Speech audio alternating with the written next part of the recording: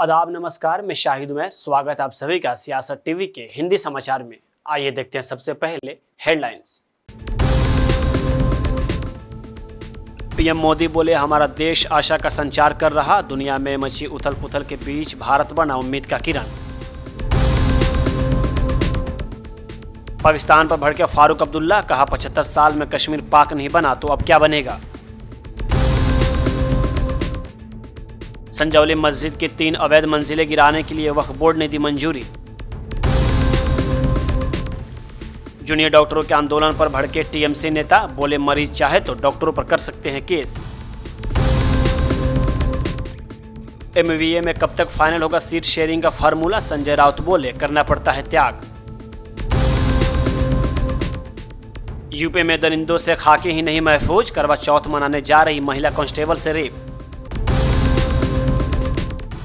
कांग्रेस का बड़ा फैसला, यूपी में नहीं लड़ेगी उपचुनाव, महाराष्ट्र में सपा से करेगी स्कोर सेट। उत्तरी गजा में इजरायली एयर स्ट्राइक, 73 की मौत, 100 से ज्यादा घायल। अब खबर विस्तार से।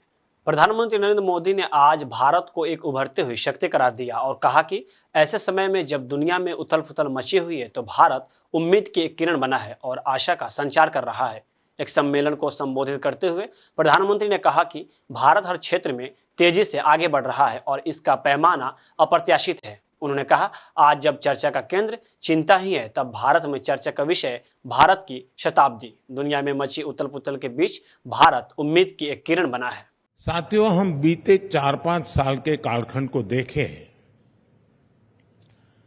तो ज्यादातर चर्चाओं में एक बात कॉमन रही है और वो बात है चिंता, भविष्य को लेकर चिंता। कोरोना के समय चिंता रही कि ग्लोबल पैंडेमिक से कैसे निपटें। कोविड बढ़ा तो दुनिया भर की इकोनॉमी को लेकर चिंता होने लगी। कोरोना ने महंगाई पर चिंता बढ़ाई, बेरोजगारी पर चिंता बढ़ाई, क्लाइमेट चेंज को लेकर चिंता तो थी ही, फिर जो युद्ध शुरू हुए उनकी वजह से चर्चाओं में चिंता और बढ़ गई। ग्लोबल सप्लाई चेन बिखरने की चिंता, निर्दोष लोगों की जान जाने की चिंता, ये तनाव, ये टेंशन, ये कॉन्फ्लिक्ट्स, ये सब कुछ ग्लोबल समिट्स और सेमिनार्स के विषय बन गए। जम्मू कश्मीर के गांदरबल में आतंकियों के कायराना हरकत को लेकर नेशनल कॉन्फ्रेंस के नेता फारूक अब्दुल्ला ने पाकिस्तान को निशाने पर लिया है। उन्होंने कहा कि पाकिस्तान के हुक्मरान से हम कहना चाहते हैं कि कश्मीर पाकिस्तान नहीं बनेगा। फारूक ने कहा, बहुत ही दर्दनाक वाकया है, गरीब मजदूरों को दरिंदों ने शहीद कर दिया। एक डॉक्टर साहब भी जान गंवा बैठे। आप बताइए, इन दरिंदों को क्या मिलेगा? क्या वो समझते हैं पाकिस्तान बनेगा? और हम कोशिश कर रहे हैं कि ये मामला खत्म हो और हम लोग आगे बढ़ें, हम लोग मुश्किलों से निकल सकें। मैं पाकिस्तान के हुक्मरानों से ये कहना चाहता हूँ, अगर वो सचमुच हिंदुस्तान से दोस्ती चाहते हैं तो फिर ये बंद कीजिए। कश्मीर पाकिस्तान नहीं बनेगा, नहीं बनेगा, नहीं बनेगा। हमें मेहरबानी करके इज्जत से रहने दीजिए, तरक्की करने दीजिए। तब तक आप हम लोगों को मुसीबत में डालते रहेंगे। 47 से आपने शुरू किया, कबाली भेजे, बेगुनाहों को मरवाया, क्या पाकिस्तान बना? जब ये 75 साल में पाकिस्तान नहीं बना, आज कैसे बनेगा? अल्लाह के वास्ते अपने मुल्क की तरफ देखिए, उसी तरक्की को कीजिए और हम लोगों को अपने खुदा के पास छोड़ दीजिए। हम अपनी तकदीर बनाना चाहते हैं, हम इन मुसीबतों से निकलना चाहते हैं, हम यहाँ की गरीबी को दूर करना चाहते हैं, बेकारी को दूर करना चाहते हैं। हिमाचल प्रदेश की राजधानी शिमला में संजौली में बनी मस्जिद की 3 अवैध मंजिलें गिराने के लिए वक्फ बोर्ड ने मंजूरी दे दी है। मस्जिद कमेटी ने बोर्ड को पत्र लिखकर इसके लिए मंजूरी मांगी थी। आज यह मंजूरी मिल गई है। आज दोपहर बाद ऊपरी 3 मंजिलों को गिराने का काम शुरू करने की तैयारी है। मस्जिद कमेटी के अध्यक्ष मोहम्मद लतीफ का कहना है कि बोर्ड से अवैध निर्माण गिराने की मंजूरी मिल गई है। आज से ही इसका काम शुरू कर दिया जाएगा। वक्फ बोर्ड का आदेश आया है कि आप काम शुरू कर दो, हम पैसे हम नहीं देंगे आपको हमने अलाउ कर दिया, आप काम करो। और पैसे के लिए उन्होंने मना कर दिया, हम कोई पैसे नहीं देंगे, अपने फंडिंग से अपनी जो कमेटी जैसे मर्जी करो, हम आपको पेमेंट देंगे, आप काम शुरू करो। कितने मंजिल तोड़ेंगे और कब से? एक्चुअली हमारा 3 मंजिल का नक्शा था, एमसी कोर्ट में गया, हम उनसे भी बात करेंगे कि भाई वो 3 मंजिल का, तो 2 मंजिल को हमने उनको बोला था कि 2 मंजिल हम उठाने को तैयार है। अब तीसरी मंजिल के लिए हम उनसे बात करेंगे, बाकी जो है देखते हैं उनसे, एमसी कोर्ट से हम बात करेंगे कि भाई हमको तो 2 मंजिल बोला था, हमने 2 मंजिल लिख के दिया था उनको। तो उसमें मैं नहीं था बोलने वाला, मेरे साथ वक्फ बोर्ड का ऑफिसर भी थे, उन्होंने भी कहा था कि ठीक है हम आपके साथ है, और ये जो गलत है आप उसको हटा सकते हैं। तो कितना समय लग जाएगा इसको हटाने में? तो सर्दी का टाइम है, छत अभी हो सकता शुरू हो जाएगी 2 दिन में, आज भी हो सकता शुरू हो जाए, उसके बाद टाइम तो लग ही जाएगा थोड़ा। महाराष्ट्र विधानसभा चुनाव के लिए सीईसी की बैठक से पहले महाराष्ट्र कांग्रेस प्रमुख नाना पटोले ने कहा, हम कल अपनी सूची घोषित करेंगे। महाविकास आघाड़ी से ज्यादा महायुति में गड़बड़ है। हम तीनों कल एक प्रेस कॉन्फ्रेंस करने की योजना बना रहे हैं, इसलिए हम आज रात मुंबई जाएंगे। वहां हम अपने सहयोगी दलों के नेताओं से बात करेंगे और कल सूची घोषित करेंगे। यही हमारी योजना है। 40 सीटों में आज अभी भी है, हमारे से ज्यादा तो महायुति में गड़बड़ है, अभी कुछ सामने नहीं आ रहा है। लेकिन मेरा ये कहना है कि हमारा भी 30-40 सीटों पे जो है वो जो सीटों का बंटवारा है वो सवाल हो जाएगा। कब तक लिस्ट बाहर आएगी? कल हम पहली लिस्ट डिक्लेयर करेंगे, ऐसा हमारा प्लान है। कल हम मिल के तीनों लोग प्रेस कॉन्फ्रेंस में लेने का हमारा प्लान है। तो कल हम मुंबई जाने के, आज रात को मुंबई जाएंगे। मुंबई में हम लोग नेताओं से बात करेंगे, हमारे साथी दलों से, और कल हम लोग एक साथ ये डिक्लेयर करेंगे, ऐसा हमारा प्लान है। झारखंड विधानसभा में विपक्ष के नेता अमर कुमार बावरी ने कहा कि भाजपा के नेतृत्व में राज्य में सरकार बनेगी। राज्य में विधानसभा चुनाव से पहले बावरी ने बोकारो में चुनाव प्रचार किया। उन्होंने कहा, पीएम मोदी और भाजपा नेतृत्व ने हमें एक महत्वपूर्ण लक्ष्य के साथ चुनाव के लिए भेजा है। यह चुनाव विधायक और मंत्री बनने के लिए नहीं, बल्कि झारखंड और देश को बचाने के लिए है। भाजपा के नेतृत्व में झारखंड में सरकार बनेगी, यहाँ कमल खिलेगा। जनता जनार्दन और अपने देवतुल्य कार्यकर्ताओं को बहुत धन्यवाद। यह ऐतिहासिक स्वागत करने के लिए आज हम सबको एक बड़े दायित्व के साथ भारतीय जनता पार्टी नरेंद्र भाई मोदी जी ने चुनाव के मैदान में उतारा है। इस झारखंड प्रदेश में बचाना है, इस झारखंड को बचाना है। यह चुनाव विधायक मंत्री बनाने के लिए नहीं, ये चुनाव झारखंड और देश बचाने के लिए है। हम सब संकल्पित भाव से इस चंदन क्यारी में कमल भी खिलाएंगे और झारखंड में भारतीय जनता पार्टी के नेतृत्व में सरकार भी बनाएंगे। दिल्ली के आम आदमी पार्टी की सरकार पर हरियाणा के मुख्यमंत्री नायब सिंह सैनी ने निशाना साधा है। उन्होंने कहा कि दिल्ली सरकार की आदत केवल झूठ बोलने और अपना दोष दूसरों पर मढ़ने की है।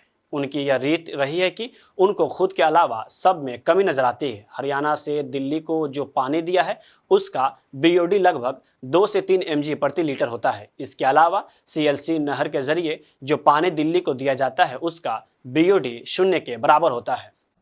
इसके अलावा सीएलसी नहर के जरिए जो पानी दिल्ली को दिया जाता है उसका बीओडी 0 के बराबर होता है।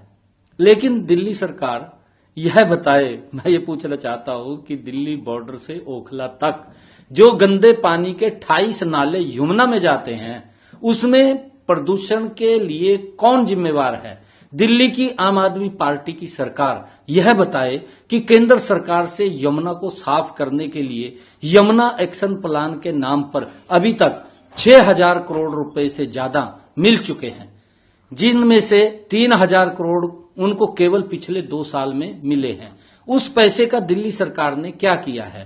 मुझे लगता है कि दूसरों पर इल्जाम लगाना और सरकारी पैसे से अपना शीश महल बना। पश्चिम बंगाल में कोलकाता के आरजीकर मेडिकल कॉलेज अस्पताल में एक ट्रेनी महिला डॉक्टर से दुष्कर्म और हत्या के मामले में जूनियर डॉक्टर अनशन पर बैठे हैं। वे मृतक को न्याय दिलाने और राज्य स्वास्थ्य सचिव नारायण स्वरूप निगम को पद से हटाने की मांग कर रहे हैं। हालांकि रविवार को मुख्यमंत्री ममता बनर्जी ने स्पष्ट रूप से स्वास्थ्य सचिव को पद से हटाने से इनकार कर दिया। इसके साथ ही उन्होंने जूनियर डॉक्टरों से अनशन खत्म कर काम पर लौटने की भी अपील की। इसके ठीक एक दिन बाद ही टीएमसी नेता कृष्णदास घोष ने प्रतिक्रिया दी। उन्होंने ममता बनर्जी की सराहना करते हुए वामपंथ पार्टियों को निशाने पर लिया। करना चाहिए और अगर ये लेफ्ट और अल्ट्रा लेफ्ट के चक्कर में आकर कोई फैसला नहीं किया और ट्यूसडे ये हेल्थ स्ट्राइक का कोई नोटंकी का कोशिश किया, अगर बंगाल में एक भी पेशेंट का कोई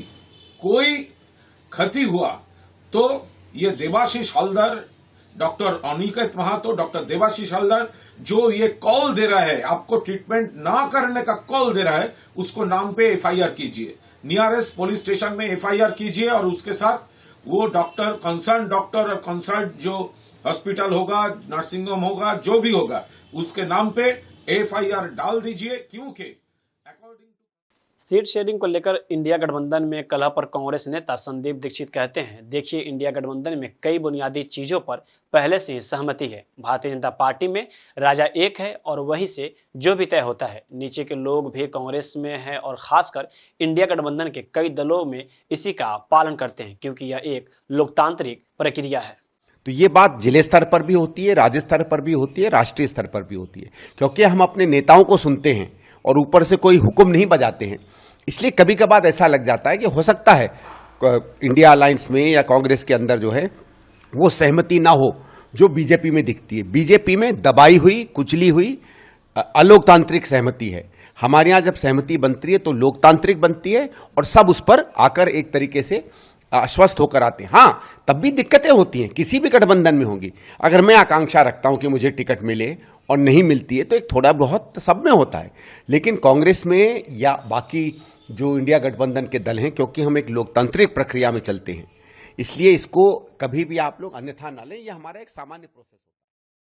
आईएमडी ने ओडिशा और पश्चिम बंगाल के लिए बड़ा अलर्ट जारी किया है। आईएमडी के मुताबिक बंगाल की खाड़ी में एक और चक्रवाती तूफान दाना भीषण रूप ले रहा है। इस तूफान की वजह से 23 और 24 अक्टूबर को भारी तबाही मच सकती है। मौसम विभाग ने इसे लेकर खासकर अलर्ट जारी किया है। मौसम विभाग की ओर से जारी अलर्ट में कहा गया है कि इस तूफान की वजह से ओडिशा और पश्चिम बंगाल के तटीय इलाकों में भारी बारिश हो सकती है। आईएमडी का कहना है कि अंडमान सागर के ऊपर एक चक्रवाती परिसंचरण पिछले 24 घंटों में बंगाल की खाड़ी के ऊपर कम दबाव के क्षेत्र में बदल सकता है। ये सिस्टम पश्चिम उत्तर पश्चिम दिशा में आगे बढ़ेगा और 22 अक्टूबर की सुबह तक डिप्रेशन और 23 अक्टूबर तक पूर्व मध्य बंगाल की खाड़ी के ऊपर चक्रवाती तूफान में बदल सकता है। मौसम विभाग का कहना है कि मध्य बंगाल की खाड़ी के बाद ये उत्तर पश्चिम की तरफ बढ़ेगा और 24 अक्टूबर की सुबह तक ओडिशा पश्चिम बंगाल के तटों से दूर उत्तर पश्चिम बंगाल की खाड़ी तक ये पहुंच सकता है। खतरे को देखते हुए मौसम विभाग ने मछुआरों को 21 अक्टूबर तक किनारों पर लौट आने की सलाह दी। आईएमडी के महानिदेशक ने मीडिया को बताया कि तटीय क्षेत्र में कुछ स्थानों पर 24-25 अक्टूबर को 20 सेंटीमीटर बारिश हो सकती है। बारिश की तीव्रता 20 से 30 सेमी और कुछ स्थानों पर 30 सेमी से भी ज्यादा हो सकती है। इसका असर आंध्र प्रदेश में भी दिख सकता है और कुछ इलाकों में हल्की बारिश हो सकती है। आईएमडी ने अलर्ट जारी करते हुए कहा है कि ओडिशा पश्चिम बंगाल के तटों पर 23 अक्टूबर की शाम से किमी प्रति घंटे की रफ्तार से तेज हवाएं चलने की आशंका है। 24 अक्टूबर की रात से 25 अक्टूबर की सुबह तक इसकी रफ्तार 100 से 120 किलोमीटर प्रति घंटे तक हो सकती है। ऐसे में पश्चिम बंगाल और ओडिशा के मछुआरों को 23 अक्टूबर को समुद्र से दूर रहने की सलाह दी गई है। शिवसेना यूबीटी सांसद संजय राउत ने महाविकास अघाड़ी में सीट बंटवारे को लेकर बड़ा बयान दिया है। उन्होंने कहा कि सीट शेयरिंग पर बातचीत चल रही है, आज शाम तक फाइनल हो जाएगा, हम लोग सब बैठकर फैसला करेंगे। कांग्रेस आलाकमान से बातचीत हो रही है, राज्य के कांग्रेस नेता हमारे दोस्त हैं, सीट शेयरिंग में सभी को थोड़ा बहुत त्याग करना पड़ता है। कांग्रेस का आलाकमान दिल्ली में बैठा है। कांग्रेस एक राष्ट्रीय पार्टी है और भारतीय जनता पार्टी से भी बड़ी पार्टी है। अब ये कांग्रेस तो हर विश्व में भी अनेक राष्ट्र में भी कांग्रेस के नाम से बहुत सी पार्टियां हैं, जैसे अफ्रीका में है और किसी, तो बड़ी पार्टी है, बहुत है। बड़ी पार्टी के साथ हम क्या बात करें भाई। तो दिल्ली में उनका हाईकमांड है, उनसे बात हो रही है। महाराष्ट्र के सभी नेता हमारे मित्र हैं जैसे Bharatiya Janata party international party है, इसलिए हमारे उनसे जमीन नहीं ज्यादा कभी। इंटरनेशनल पार्टी से हम क्या बात करें। लेकिन सर उनका अखिलेश जैसा जो रवैया सर, छोड़िए अखिलेश जैसा रवैया कांग्रेस के नेताओं का रहा है, जो ट्रेडिशनली रहते हैं सीट शेयरिंग में खासतौर पर देखा, आपको लोग बदलने की जरूरत थोड़ा सा लीनियंट होना चाहिए। मैं क्या उनको मार्गदर्शन करूं, उनके यहाँ बहुत मार्गदर्शक है, मैं उनको मार्गदर्शन करना या उद्धव जी ने उनको मार्गदर्शन करना ठीक नहीं। हम जमीन पर काम करने वाले कार्यकर्ता हैं, हम महाराष्ट्र के हित में काम करने वाले कार्यकर्ता है, और हम सबसे पहले देश हित को सबसे ऊपर मानते हैं। दिल्ली के मुख्यमंत्री आतिशी ने कहा कि राष्ट्रीय राजधानी में बढ़ते वायु और जल प्रदूषण के लिए भाजपा की गंदी राजनीति जिम्मेदार है। आतिशी ने इस स्थिति के लिए भारतीय जनता पार्टी शासित उत्तर प्रदेश और हरियाणा को जिम्मेदार ठहराया। भाजपा ने पलटवार करते हुए कहा कि आप सरकार की अपरिपक्वता और अक्षमता के कारण दिल्ली में गंभीर वायु और जल प्रदूषण हो गया है। सदियों की शुरुआत के साथ ही राष्ट्रीय राजधानी में वायु गुणवत्ता खराब होने लगी है। इसके साथ ही विभिन्न स्थानों विशेषकर कालिंदी कुंज में यमुना नदी के सतह पर जहरीले रासायनिक झाग की मोटी परत देखी गई। 2025 खत्म होने को आ गई, लेकिन आपने जिस प्रकार से रिपोर्ट्स आ रही हैं, आपने देखा भी है कि यमुना जस की तस मैली की मैली है और उल्टा और ज्यादा गंदी हो गई है। हमने आज देखा फॉर्म किस प्रकार से यमुना के अंदर आ रहा है। तो मैंने आरटीआई लगाई थी, इसमें ये सवाल पूछा था कि दिल्ली सरकार कितना खर्च कर रही है और कितनी सफाई हुई है। जवाब ये आया कि 2017 से 22 के बीच में 6800 करोड़ रुपए दिल्ली की सरकार ने यमुना की सफाई पर खर्च किए, और 2022 से 2024 तक, मार्च 2024 तक 1700 करोड़ रुपए खर्च किए। यानी कि 8500 करोड़ रुपया 7 साल में इस दिल्ली की सरकार ने खर्च कर दिया, लेकिन यमुना वैसी की वैसी है। वादा जो अरविंद केजरीवाल ने किया था कुछ नहीं हुआ उसका। तो सवाल ये उठता है कि जो 8500 करोड़ रुपया है वो किसके खाते में गया, कहां गया, किस भ्रष्टाचार के भेंट चढ़ा है। आज ये सवाल उठता है कि अरविंद केजरीवाल साहब, आपने अपने भ्रष्टाचार के चक्कर में आपने यमुना को भी नहीं छोड़ा है। 8500 करोड़ रुपया आपने आपकी अपनी आरटीआई कहती है कि दिल्ली सरकार ने खर्च किया, कहां खर्च किया, दिल्ली की जनता सवाल पूछ रही है। उत्तर प्रदेश के मैनपुरी की करहल विधानसभा सीट पर हो रहे उपचुनाव के लिए सपा प्रत्याशी तेज प्रताप यादव आज कलेक्ट्रेट पहुंचकर अपना नामांकन दाखिल किया। तेज प्रताप के नामांकन में सपा के राष्ट्रीय अध्यक्ष और पूर्व मुख्यमंत्री अखिलेश यादव भी शामिल हुए। वहीं रामगोपाल यादव भी मौके पर मौजूद हुए। उन्होंने मैनपुरी में बसपा को लेकर एक बड़ा बयान दिया। इस दौरान महासचिव रामगोपाल यादव ने भाजपा पर निशाना साधते हुए कहा कि भाजपा सिर्फ दावा करती है, बसपा तो वही करेगी जो भाजपा कहती है। सर, तो सीबीआई चंद्रचूड़ ने, अभी आपने को रविवार को जानकारी होगी कि उन्होंने एक बयान दिया है, जब बाबरी मस्जिद के निर्णय चल रहा था उसको लेकर चंद्रचूड़ ने कहा कि हम आस्था दिखा रहे थे और भगवान से प्रार्थना किए थे, जिसके बाद ये निर्णय ले पाए। कैसे सोचते हैं? मैं उस पर कोई कमेंट नहीं करा, ये छोड़ो क्या, जो जब भूतों को जिंदा करते हो, मुर्दों को, तो भूत बन जाते हो, जब के पीछे पड़ जाते। ऐसे don't talk this problems now. दे आपको कौन प्रॉब्लम, सब कहाँ है? अब तो अपनी बाबरी मस्जिद और ये मंदिर दिख रहा है। सर, रविवार की बात है, छोड़ा यार, वो तो जो चूती है तमाम इसी तरह की बातें कहते रहते हैं। तो क्या should I take notice of them? Sir, Bahraich में देखा जा रहा है लगातार सांप्रदायिक दंगा हो रहा है। कोई सांप्रदायिक दंगा हो नहीं रहा है, सांप्रदायिक दंगा कराया गया है। आपने सबने देखा है, दंगा क्यों हुआ देखा नहीं, तो फिर कौन किसकी वजह से हुआ? उत्तर प्रदेश में अपराध पर अंकुश लगाने का दावा करने वाली खाकी या तो फेल साबित हो रही है या फिर अपराधियों के जहन से पुलिस का खौफ खत्म हो गया है। लगातार बढ़ते अपराध पुलिस को अपराधियों के आगे बौना साबित कर रहे हैं। करवा चौथ के दिन एक महिला पुलिसकर्मी के साथ एक दरिंदे ने हैवानियत की हदें पार कर दी। जबरन पहले महिला पुलिसकर्मी के साथ रेप किया और फिर विरोध करने पर महिला पुलिसकर्मी को बुरी तरह पीटा। महिला पुलिसकर्मी करवा चौथ के व्रत और पूजन के लिए छुट्टी लेकर कानपुर के सेन पश्चिम पारा थाना क्षेत्र में घर जा रही थी। जिस पुलिस पर जनता अपनी हिफाजत का भरोसा जताती वो खाकी भी महफूज नहीं है। आपराधिक मानसिकता और अपराधियों के हौसले इस कदर बुलंद हैं कि एक महिला पुलिसकर्मी के साथ ही दरिंदगी कर दी गई है। दरअसल अयोध्या में तैनात एक महिला पुलिसकर्मी छुट्टी लेकर कानपुर अपने ससुराल करवा चौथ त्योहार को मनाने के लिए जा रही थी। महिला का ससुराल कानपुर के सेन पश्चिम पारा थाना क्षेत्र में पड़ता है। महिला जब देर शाम ट्रेन से उतरी तो कुछ दूर पैदल ही चल पड़ी। बिना वर्दी के सिविल कपड़ों में आ रही महिला को सुनसान क्षेत्र में देख एक दरिंदे की नजर खराब हुई। उसने महिला पुलिसकर्मी को जबरन बदनीयती के इरादे से खींचा और खेतों में ले जाकर उसके साथ रेप किया। महिला पुलिसकर्मी ने दरिंदे का विरोध किया, उसके चेहरे पर अपने नाखूनों से कई बार वार किए, यहाँ तक कि उसकी एक उंगली को अपने दांतों से चबा दिया और जोर जोर से शोर भी मचाया, लेकिन दरिंदे ने महिला के साथ जबरन रेप किया और फिर भीड़ के इकट्ठा होने के डर से वो मौके से भाग गया। महिला पुलिसकर्मी फटे हुए कपड़ों के साथ खेतों में पड़ी थी। ग्रामीण शोर सुनकर आए, उसकी मदद की, उसको सुरक्षित स्थान पर ले गए और पुलिस को सूचना दी गई, जिसके बाद महिला की आपबीती पर पुलिस हरकत में आई और आनन फानन में आरोपी की तलाश शुरू कर दी। महिला पुलिस की पहचान नहीं बता सकी, लेकिन उसने पुलिस को इस बात की जानकारी दी कि जबरदस्ती के दौरान उसने आरोपी के चेहरे पर अपने नाखूनों से काफी वार किए थे और आरोपी के हाथ की एक उंगली को भी चबाकर काट दिया था, जिसके चलते पुलिस एक्टिव हुई और महिला के साथ रेप की घटना में अपनी इज्जत बचाने में लगी। कुछ घंटों में पुलिस ने आरोपी को गिरफ्तार कर लिया। कानपुर में महिला पुलिसकर्मी के साथ रेप जैसी घटना पुलिस की मुस्तैदी पर सवाल खड़े करती हैं।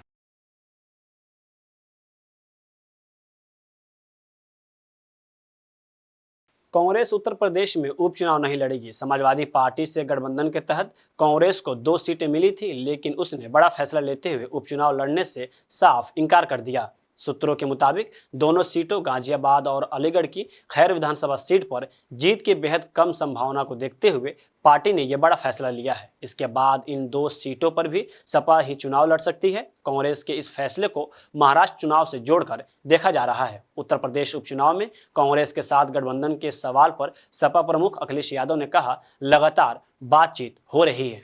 इस बार भी ऐतिहासिक परिणाम करहेल की विधानसभा से आने जा रहा है। सर, महाराष्ट्र भी अभी आप गए थे, वहाँ पे भी चुनाव होने वाले हैं, क्या कुछ तैयारी है समाजवादी पार्टी की इंडिया अलायंस को लेके? कई बार सवाल ये खड़े होते हैं और ये महसूस किया है समाजवादी पार्टी ने कि उन्हीं सीटों पर दावा करेंगे जिन सीटों पर संगठन है, जिन सीटों पर समाजवादी पार्टी के बाद प्रत्याशी है। इसीलिए प्रत्याशियों की ताकत देखने के लिए और प्रत्याशियों ने कितना जनता के बीच में काम किया है, कम से कम वो जानकारी हम लोगों को हो और उसी के आधार पर हम लोग अपने पक्ष में टिकट मांग सकते हैं। कितनी कुछ लगभग अंदाजा? हमारे प्रदेश के अध्यक्ष ने जो संगठन और जो प्रत्याशी तय किए हैं वो 12 सीटों पे किए हैं। हमें उम्मीद है कि समाजवादी पार्टी को वहां पर सीटें मिलेंगी और हम लोग चुनाव लड़ेंगे। एक बार फिर उत्तर प्रदेश अपराधों से दहल उठा। उत्तर प्रदेश के भदोही शहर में स्थित नेशनल इंटर कॉलेज के प्रिंसिपल योगेंद्र बहादुर सिंह की बाइक सवार अज्ञात बदमाशों ने गोली मारकर हत्या कर दी। उनकी हत्या तब की गई जब वो अपनी कार से कॉलेज जा रहे थे। इतना ही नहीं, हमलावरों ने उनकी कार के टायर भी पंचर कर दिए थे। गंभीर हालात में उन्हें अस्पताल ले जाया गया, जहां डॉक्टरों ने उन्हें मृत घोषित कर दिया। पुलिस का कहना है कि प्रिंसिपल की हत्या के पीछे की वजहों की पड़ताल की जा रही है। दूरी पर अपनी गाड़ी से जा रहे थे अपने ड्राइवर के साथ, तो 2 बाइक सवार बदमाश थे। उन्होंने उनकी गाड़ी को रोका और जब उन्होंने अपने शीशा नीचा किया तो उन पे फायरिंग की है। उनको तत्काल हॉस्पिटल ले जाया गया, निकट के हॉस्पिटल में ले जाया गया, वहाँ पर उनकी मृत्यु हो गई है। तो पुलिस ने जो है घटनास्थल का निरीक्षण किया है, एफएसएल टीम भी आई हुई है, डॉग स्क्वाड भी आया हुआ है और अलग अलग टीम बना करके पुलिस इस घटना के हर बिंदु हर पहलू पे जांच कर रही है। साथ ही साथ बॉडी को कब्जे में लेकर के पोस्टमार्टम इत्यादि की कार्रवाई की जा रही है। जिन लोगों ने घटना को अंजाम दिया है उनकी संख्या क्या थी और किस तरीके से आए घटना करते? 2 की संख्या थी, जैसा कि वो ड्राइवर जो उस गाड़ी में है वो बता रहा था, और यंग लड़के थे और आए थे, उन्होंने ओवरटेक किया और गांदरबल के गगनगीर में हुई आतंकी घटना पर बोलते हुए केंद्रीय मंत्री गिरिराज सिंह ने कहा कि यह दुर्भाग्यपूर्ण है कि बिहार के लोगों की मौत हुई है। इसके अलावा उन्होंने राहुल गांधी और फारूक अब्दुल्ला की आलोचना की और आरोप लगाया कि जब आतंकवादियों का समर्थन करने वाली पार्टी सत्ता में है तो ऐसी घटनाएं स्वाभाविक है। गिरिराज सिंह ने कहा, यह दुर्भाग्यपूर्ण है कि बिहार के लोगों की मौत हुई है। जब आतंकवादियों के समर्थन देने वाली पार्टी की सरकार हो तो ये घटना होना स्वाभाविक है। इनकी जुबान तो खुलेगी नहीं, ये तो गाजा के लिए ट्वीट करेंगे, ये तो बांग्लादेश के हिंदुओं के लिए ट्वीट करते नहीं। उसी तरह से अभी हिंदू अगर मारा गया है और आतंकवादी हुआ है, सरकार तो अब उन्हीं की है, तो मुरसैया कोतवाल तो डर काहे को। एक गांव की कहावत है ये, अब डर काहे रहेगा गांव में, क्योंकि उमर अब्दुल्ला मुख्यमंत्री, राहुल गांधी संरक्षक, फारूक अब्दुल्ला डायरेक्टर अब पाकिस्तान से बात करेंगे। दुर्भाग्य है जिस कश्मीर को मोदी जी ने उत्तरी गाजा के एक शहर बेत लाहिया पर इजरायली हमले में कम से कम 73 फलस्तीनी की मौत हुई है। ये जानकारी सरकारी मीडिया ने दी। हमले में 100 से ज्यादा लोग घायल हुए हैं और कई लोग लापता हैं। मिडिल ईस्ट की रिपोर्ट के मुताबिक गाजा पट्टी के डॉक्टरों ने बताया कि इजरायल एयर स्ट्राइक ने एक बहुमंजिला इमारत को निशाना बनाया और आसपास के कई घरों को नुकसान पहुंचाया। सरकारी मीडिया कार्यालय ने कहा है कि इजरायली सेना ने बेत लाहिया में भीड़ भाड़ वाले रिहायशी इलाकों पर बमबारी की। साथ ही कहा कि घायलों में महिलाएं और बच्चे भी शामिल हैं। मीडिया कार्यालय ने कहा है कि यह नरसंहार और जातीय सफाई का युद्ध है। मिडिल ईस्ट से आई अल जजीरा की रिपोर्ट के हवाले से जानकारी दी गई कि इस हमले ने शहर के पूरे पश्चिमी हिस्से को हिलाकर रख दिया और लोग जब अंदर थे तब इमारतें ढह गई। निवासियों को अपने घर छोड़ने की चेतावनी नहीं दी गई थी। कई लोग मलबे के नीचे फंस गए। पैरामेडिकल और नागरिक सुरक्षा दल इजरायली बमबारी की तीव्रता की वजह से तुरंत उस क्षेत्र में नहीं पहुंच पाए। बेतलाइया में अस्पताल के निदेशक ने कहा कि हमले में घायल हुए कई लोग संसाधनों, चिकित्सा आपूर्ति और विशेष कर्मियों की भारी कमी की वजह से नहीं बच पाए। उन्होंने कहा कि मलबे के नीचे दर्जनों लोग लापता हैं और संसाधनों की कमी और चल रहे हमलों की वजह से उन्हें बचाया नहीं जा सका। वहीं इजरायली डिफेंस फोर्स ने एक बयान में कहा है कि हमास द्वारा नियंत्रित मीडिया गाजा में मरने वालों के या फिर घायलों के आंकड़े बढ़ा चढ़ाकर बता रही है। हिंदी समाचार यहीं समाप्त होता है। मुझे दे इजाजत। बाकी खबरों के लिए बने रहें सियासत टीवी के साथ।